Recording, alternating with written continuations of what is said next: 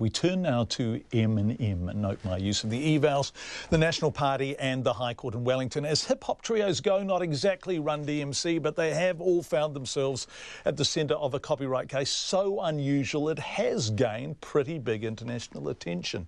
In short, did the National Party breach copyright with their use of a piece of production music in their 2014 election campaign ad that sounded strikingly similar to the Eminem song, Lose Yourself? Yes, says the High Court. The penalty, $600,000, which, believe it or not, is arguably cheap, given the song won an Academy Award, a Grammy Award, went to #1 in the US, stayed top 10 for months, and has sold roughly 12 million copies.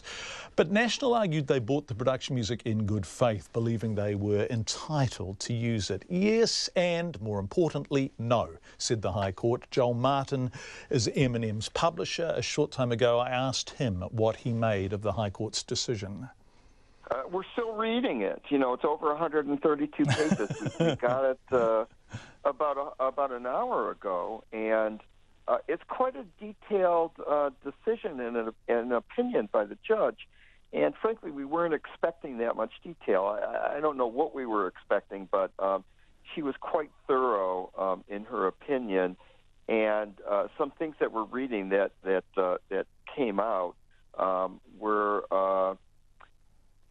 quite interesting for us because they confirmed, in fact, that the song "Lose Yourself" is, of course, original, and the defense all along was that, well, it really wasn't that original of a composition because there are so many songs that use the same three chords that you can't be serious. You know, you can't say that the song is worth X amount of dollars because everybody else uses the same three chords, and we found that preposterous to begin with.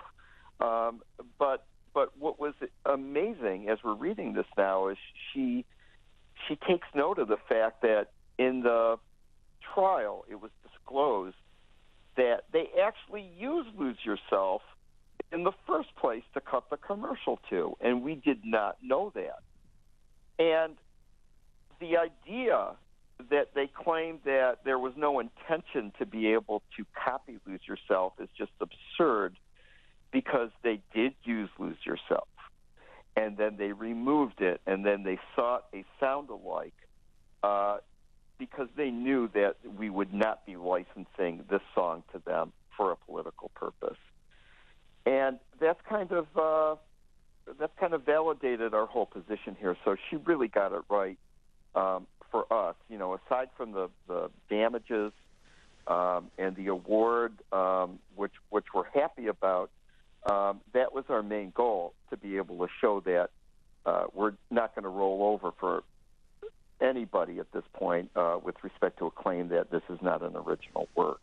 Right, so the suggestion that the Nats were caught out by this, that they purchased music from a production company, not really knowing, because this isn't a big Eminem constituency we're talking about here, not really knowing what they were dealing with. You say that is absolutely undermined by the fact that the first version of the commercial was indeed cut to "Lose Yourself."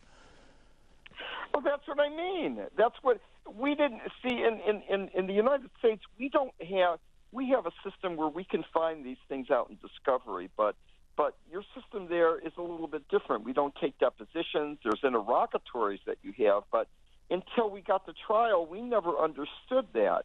And somehow this came out in trial, and we were flabbergasted that this could come out, and the admission that they, in fact, used "Lose Yourself" to begin with, and then claim that, well, you know, it was pretty legal. We just kind of used a song that had those same three chords was bizarre. And the fact that we had to spend 3 years getting to that point, fighting the National Party that hid behind others. And listen, if it wasn't for the National Party, nobody would have used anything that had "Lose Yourself" in it as a composition, because that's what they wanted. They wanted that all along. They just knew or assumed that they couldn't license it, so they did something pretty illegal by creating others or orchestrating others to kind of create something for them that they knew they shouldn't be doing. Very quick, yes or no answer, Joel. Had they come to you and said, hey, we'd really like to license this song, would you have let them? No.